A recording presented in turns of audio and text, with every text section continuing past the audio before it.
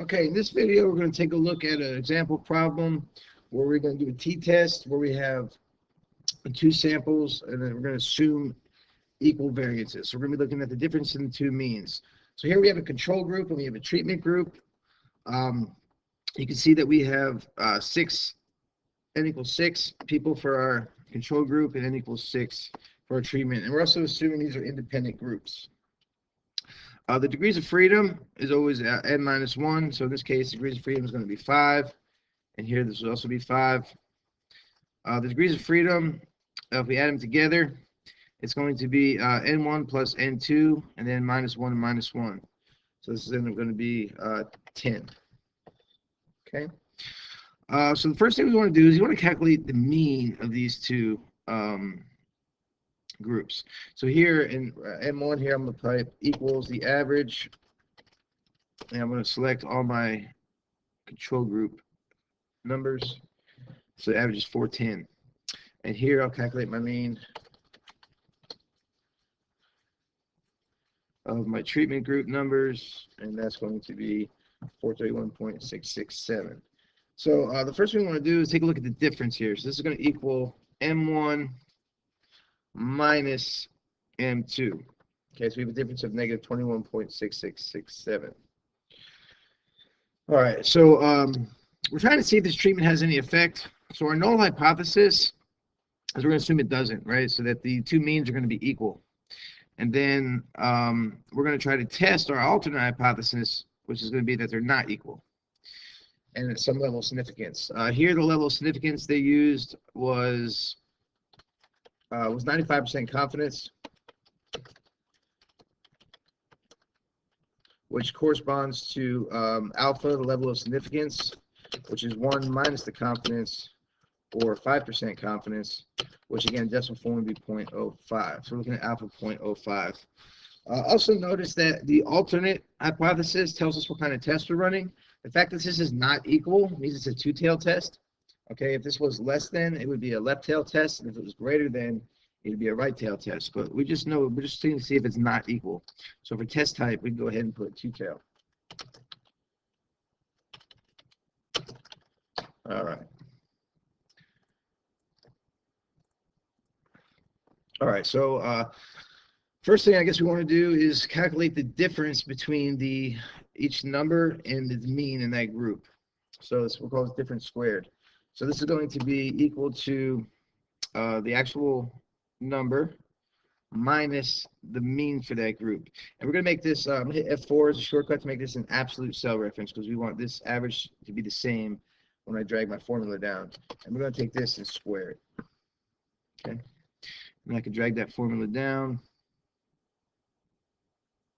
and get all my differences squared. All right, I want to do the same thing with the treatment group. So I will take my treatment number. Let me put my parentheses in first. Take my treatment number and subtract my mean from my treatment. Hit F4 to make an absolute cell reference and raise it to the second power. Oh, what did I do? Oh, it should be down here. Okay. Yes, it looks better. And then we'll drag that down. Okay. So we're interested in the sum of these differences squared. We're going to refer to that as SS1 for the control group or group 1. So this is going to be the sum of all the difference of squares. Okay.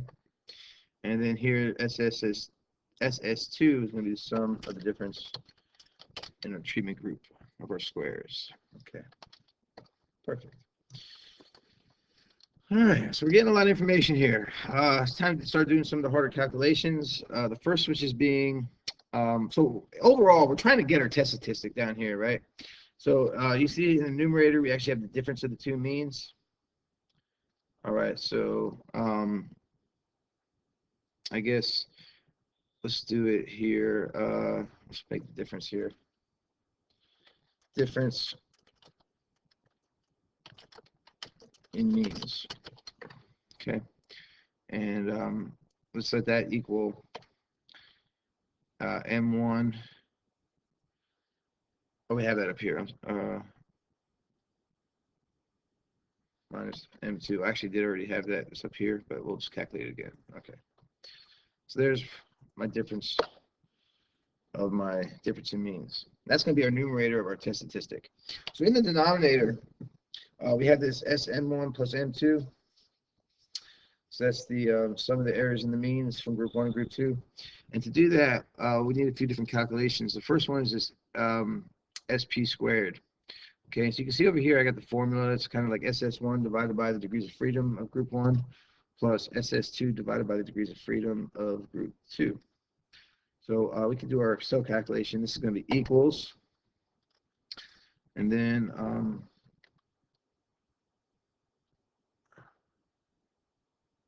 I guess we'll do SS1. I'll just double check this.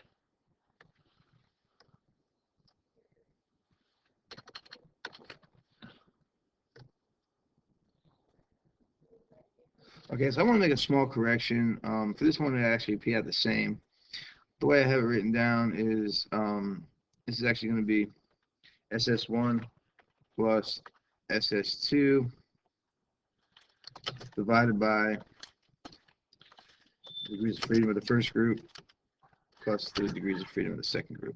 Okay, so I'm just going to make that little change here. All right, so for SP squared, we're going to get in parentheses, we're going to add the two sum squares. So it's SS1 plus SS2.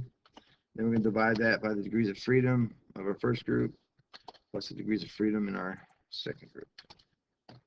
Okay, so we're going to get 2,379.93. And we're going to use this calculation in our denominator, which is this SM1 plus M2, which you can see is the square root of we're going to take this SP squared and divide it by N1, which is 6. And then we're going to add that, come back. We're going to add that to,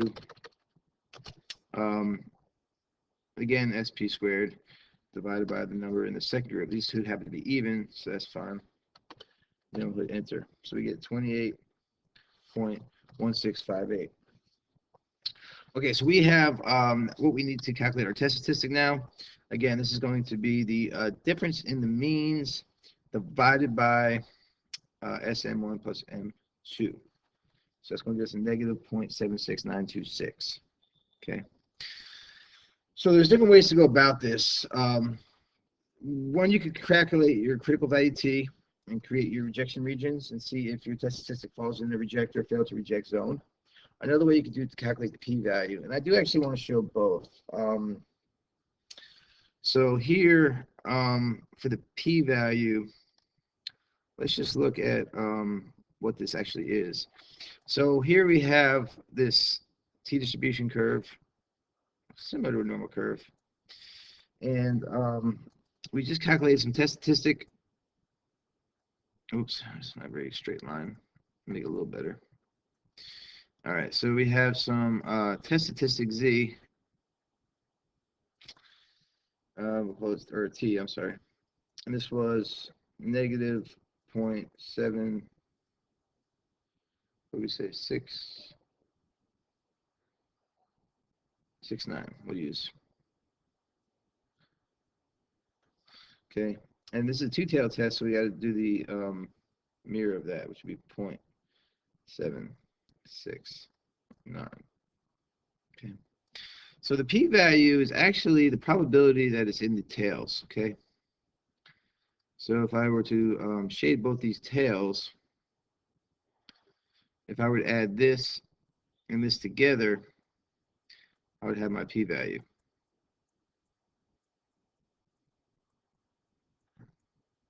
Okay, so to find that p-value, notice that this area right here is p, the probability that t is less than or equal to negative 0.769. Okay, so because this is less than, you can actually look this up in the table. Okay, with the degrees of freedom of 10. But I'm going to actually show you how to do it using, let's use the calculator. So here, I have my calculator. Okay, let's clear that out. Let's go to second vars and go down to T cumulative distribution, number 6. Okay, so we're going to pick a lower bound. That's obviously pretty good. You can just use like a -10. I like to use sometimes. Like, oh, be careful. You have to be careful to use negative, not minus. So let's use -10, comma, oh, and upper bound is going to be this -0.769. Oops, -0.769. Okay, degrees of freedom here is going to be 10. All right, let's go ahead and paste that in. All right, so in our left tail, let me put it over here, I guess, we have a area of, where to go? We'll say 0.2298. This should be what you would get if you looked up in the Z table, so you can practice that. But notice this is also going to be 0.2298. So the p-value is actually going to equal twice the probability of the tail, right? I'm actually right neater with this thing. It's twice the probability it's in the tail, which here would be 2 times 0.2298, which, let's just go back to our calculator and multiply this by 2. There's a little bit of rounding difference, but it's approximately 4.597. Okay. I'm sorry, 0.4. All right, so 0.4597. You should be able to do this in Excel too. Let's take a quick look. So the p-value should be equal to T distribution. Because we use two-tail. Oops.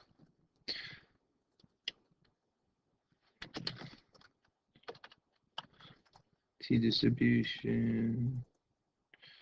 All right, so we want to do a -0.769, and then degrees of freedom will be 10, and then tails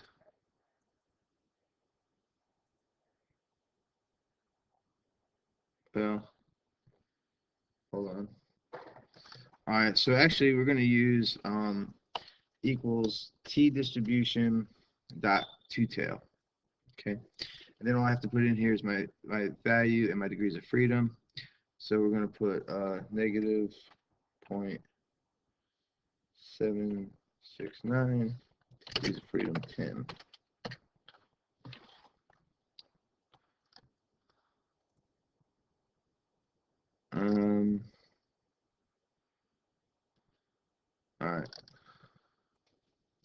All right. So again, for this one, actually, we're going to use T dot distribution. Okay, and we're going to use -0.769 as our point. We're going to use degrees of freedom 10, and this part here is cumulative, and we're going to put true. Okay, so that's going to give us everything to the left of that point. What you see here is 0.2298. So that's one tail, but the p-value is actually equals the two-tail test, so we have to multiply that by 2. So I'm just going to come over here and say this is 2 times this value right here. Again, you can get this by looking it up in the table as well. All right, so now we have a p-value. Now notice here, for the p-value test, which I know you're not doing here, but it's good to know, if the p-value is less than or equal to alpha, which is the level of significance, then we reject the null hypothesis. If the p-value is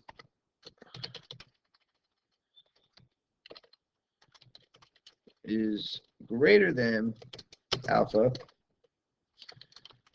then we fail to reject the null hypothesis. Okay. All right, so here we see the p-value is, oh, sorry, actually, with this one, p-value for two tails is actually the 0.0459, and our level of confidence was 0.05, so we have a p-value of 0.45-ish, and then we have an alpha of 0.05. This is clearly greater than, so we are in the fail to reject null hypothesis, which means we don't think this thing did any, the treatment had any difference in the means. For this problem though, they actually wanted you to calculate this critical value t. So again, let's take a look at a picture. Let's go to a new sheet here. So we have this t distribution. We need to create these rejection regions. Okay, so we calculate our t criticals based on the fact it's a two-tailed test, and we know the level of confidence is 0.95, so that's here, which means you have a combined total of 0.05 or 0.025 in each tail.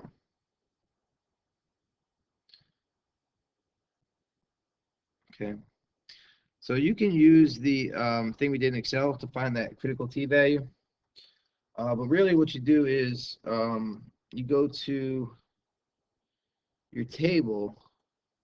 I got one here. Okay, go to your table. Sorry, make this bigger. Well, not really. But you go to degrees of freedom 10. Now, if you'll hear 22.95, let's see. Try to make this bigger. For degrees of freedom 10, oh, here we go. So it's two-tail, so it's 0.975 to the left of that one, right? So that's the one tail has 0.25 in it. So the combined total of the two tails has 0.05. If you have degrees of freedom, you can see here that 2.228 is our critical value. So if we go back over here, 2.228. Again, on our picture, that means this is z equals 2.228, or is it negative 2.8? This is 2.228. Okay, so these are our t critical values. -1. Okay, what we're interested in is where our test statistic is. So our test statistic was negative 0.769. So that 0 is right here, so it's like over here somewhere, right? This is actually our test statistic. So I ran out of room, but t equals negative 0.769. Anyway, we can clearly see this is in our so this right here is a reject zone. This right here is a reject zone.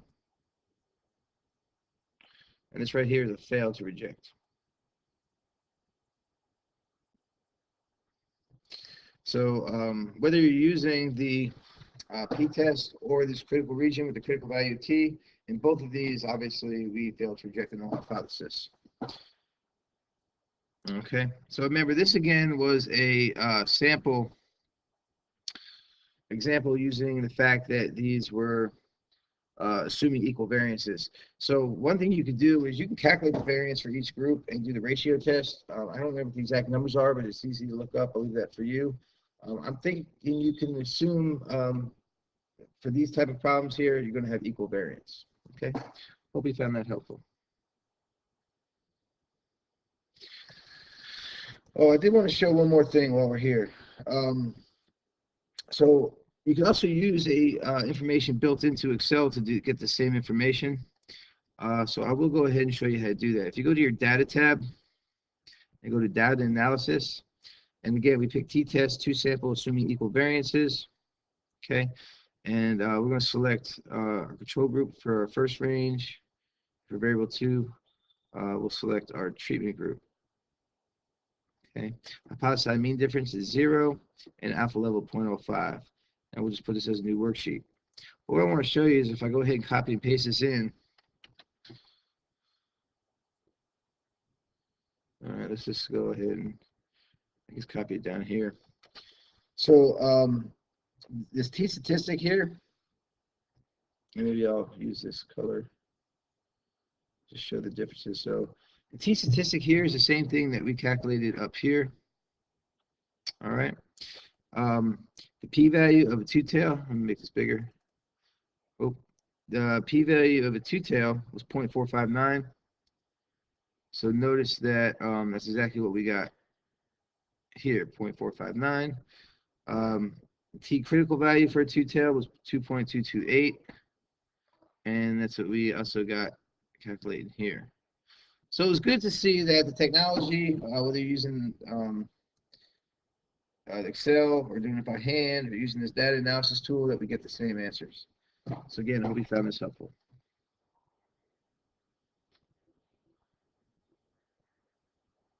All right, I lied. I'm going to show you one more thing.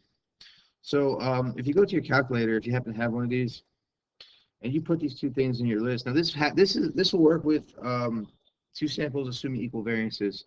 So if you go to stat, here it is, edit, you could actually put in your two lists. So list one, list two is what we use. I've already done this.